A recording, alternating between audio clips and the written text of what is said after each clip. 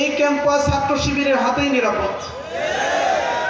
সাধারণ ছাত্রছাত্রীদের দাবি আদায়ের ক্ষেত্রে ছাত্র শিবিরই হলো এখানে একমাত্র সংগঠন, এবং তারাই কেবলমাত্র যে সাধারণ ছাত্রছাত্রীদের দাবি আদায় করতে পারে, এটি তারা ভোট দিয়ে তাদেরকে বিজয়ী করার মধ্য দিয়ে তারা প্রমাণ করেছে।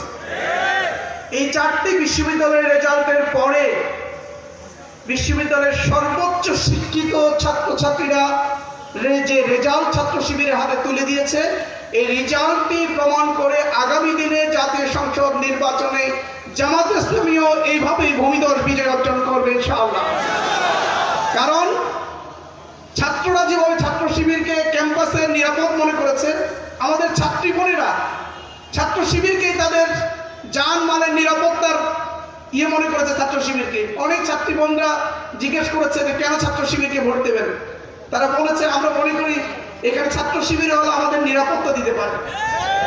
সুতরাং আগামী দিনের বাংলাদেশের নিরাপত্তা ইনশাআল্লাহ জামাত ইসলামী দিতে পারবে। এজন্য এই নিরাপত্তার জন্য সুখী সমৃদ্ধ একটি সুন্দর বাংলাদেশ গড়ার জন্য আগামী দিনে দেশের মানুষ ব্যালট বিপ্লবের মধ্য দিয়ে জামাত ইসলামীকে আগামী দিনে ক্ষমতায় নিয়ে আসবে ইনশাআল্লাহ। সম্মানিত ভাইয়েরা, আমি শুরুতে আমার শ্রমিক ভাইদের প্রতি অনেক অনেক বেশি কৃতজ্ঞতা পোষণ করছি, যারাই হলো এদেশের উন্নয়নের মূল চালিকা শক্তি। আমরা ছোটবেলায় ভাব সম্প্রসারণ করতাম, industry is the mother of good luck.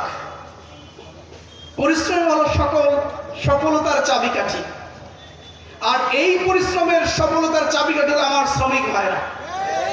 তার মাথার ঘাম পায়ে ফেলে কষ্টার্জিত তাদের পরিশ্রমের মধ্য দিয়ে এই বাংলাদেশকে, তারা বাংলাদেশের অর্থনীতির চাবিকাঠি তারা এগিয়ে নিয়ে যাচ্ছে, এবং বাংলাদেশ এগিয়ে যাচ্ছে অর্থনৈতিক দিক থেকে।